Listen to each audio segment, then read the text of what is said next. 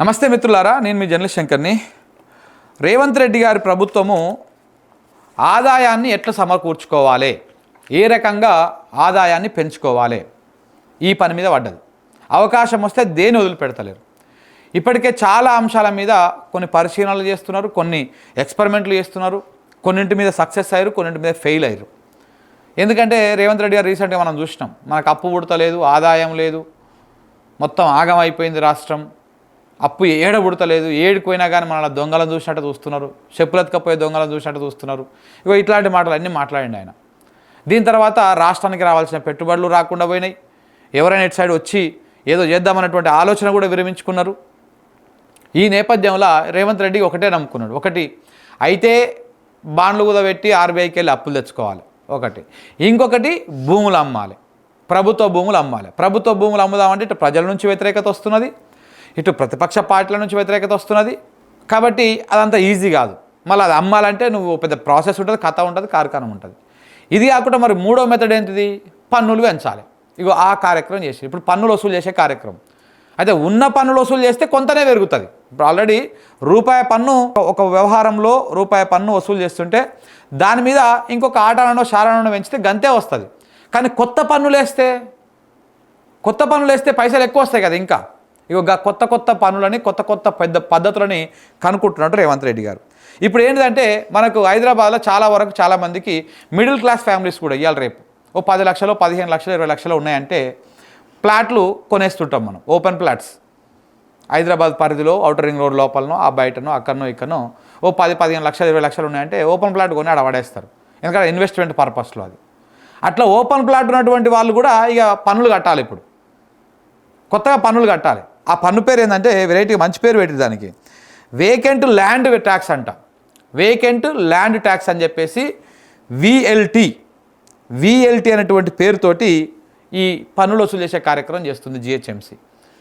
ఈ పన్నులు వసూలు చేసుకోవడానికి పైసలు ఎక్కువ రావాలి కదా, దానికోసము ఇదే జిహెచ్ఎంసీని ఔటర్ రింగ్ రోడ్డు రాంక విస్తరించేటువంటి ప్రయత్నాలు కూడా చేస్తున్నారు. ఇప్పుడు మున్సిపల్ పరిధిలో ఉంటే మళ్ళీ విఎల్టీ రాదు, జిహెచ్ఎంసీ పరిధిలో ఉంటే విఎల్టీ వస్తుంది. కాబట్టి ఏం చేయాలి, ఆ జిహెచ్ఎంసీని కూడా విస్తరించాలి. ఈ ప్రయత్నాలు కూడా చేస్తున్నారు. ఇట్లా రిజిస్ట్రేషన్ ఛార్జీల కోసము పెంచుకోవడం కోసం ఎట్లా భూములు కొంటలేరు, అమ్ముతలేరు. ఎవరు భూమి కొంటలేరు, ఎవరు భూమి అమ్ముతలేరు. రియల్ ఎస్టేట్ వ్యాపారం పడిపోయింది కాబట్టి, ఎందుకంటే హైడ్రా పుణ్యాన.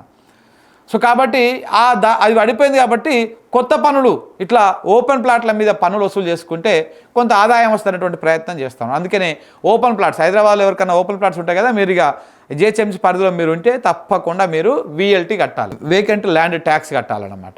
ఇగో ఈ రకంగా కొత్త పనులు వసూలు చేస్తున్నాడు రేవంత్ రెడ్డి. ఇంకా మరి ఈ ఓలు వసూలు చేస్తారు, ఎట్లా చేస్తారంటే కమిషనర్లు డిప్యూటీ కమిషనర్లు వీటిని పర్యవేక్షించి వీళ్ళు వసూలు చేస్తారన్నమాట. ఇక వీళ్ళ పరిధిలో ఉంటుంది వ్యవహారం అంతా కూడా. ఏం గోస వచ్చింది రేవంత్ రెడ్డి గారు, నిజంగా చాలా పెద్ద గోస వచ్చింది మీకు. ఆర్థికంగా పరిపుష్టిగా నిమ్మలంగా ఉన్నటువంటి రాష్ట్రాన్ని హైడ్రా పేరుతోటి లేకపోతే దాని పేరుతోటి దీని పేరుతోటి ఆగం చేసిరు. కాంగ్రెస్ పార్టీకి ఆర్థికంగా సాయం చేయడం కోసం, ఢిల్లీకి మూటలు పంపించడం కోసం, ఇట్లాంటి కార్యక్రమాల కోసం చాలా రకాలుగా ఆగం చేసిరని చెప్పేసి బీజేపీలు బీఆర్ఎస్లు ఆరోపిస్తున్నారు. ఈ నేపథ్యంలో రియల్ ఎస్టేట్ మొత్తం పడిపోయి హైడ్రా తీసుకురాగానే హైడ్రా తీసుకొచ్చి దేనికోసం హైడ్రా తీసుకొస్తే అది ఇంకేదో అయిపోయి రియల్ ఎస్టేట్ మొత్తం డమేలు అని పడిపోయాయి. ఒక్క రియల్ ఎస్టేట్ పడిపోతే ఒక దగ్గరనే ఆగిపోతుందా రెవెన్యూ? ఎన్ని రంగాల మీద పడుతుందా ఎఫెక్టు? నిర్మాణ రంగం మీద, వ్యాపార రంగం మీద, కొనుగోలు అమ్మకాలు తగ్గిపోవడము, ట్రాన్స్పోర్ట్ తగ్గిపోవడము, ఇట్లా చాలా రంగాల మీద ఎఫెక్ట్ పడి అది మొత్తానికి ఆర్థిక వ్యవస్థ చిన్న భిన్నమయ్యే కాడికి వచ్చింది. ఇంకో ఇప్పుడు అవన్నీ డబ్బులు సమకూర్తలేవు. ఒకవైపు ఏమో నెలకు కట్టాల్సినటువంటి పైసలు ఏవి తెచ్చినటువంటి అప్పుల వ్యవహారం పక్కన పెడితే ముసలోళ్ళకు పింఛన్లు ఇవ్వాలి, ఉద్యోగులకు జీతాలు ఇవ్వాలి, ఇట్లా ప్రభుత్వ సంక్షేమ కార్యక్రమాలు, ఇట్లా మెయింటెనెన్సు, దాంతోపాటు అడ్మినిస్ట్రేషన్ కావాల్సినటువంటి డబ్బులు ఇవన్నీ కూడా కావాలి. మళ్ళీ తెచ్చేటువంటి అప్పేం సరిపోతలేదు. ఇవన్నీ ఉన్న నేపథ్యంలో ఎట్లా సంపాదించాలి, ఎట్లా ఆదాయం సమకూర్చుకోవాలని చెప్పేసి ఇట్లాంటి కార్యక్రమాలు అన్నీ చేస్తూ ఉన్నారు అనమాట. మనం ఇంతకుముందుకే మాట్లాడినాం. ఇదే రేవంత్ రెడ్డి గారు ఏమన్నారు గతంలో, ఏ ధరలు పెంచాలనో చెప్పుర్రి, దేని మీద పన్నులు వసూలు చేయాలనో చెప్పుర్రి, పెట్రోల్ ధర పెంచుకుందామా, డీజిల్ ధర పెంచుకుందామా, గ్యాస్ ధర పెంచుకుందామా చెప్పుర్రి అని చెప్పేసి అప్పట్లో అడిగిండు.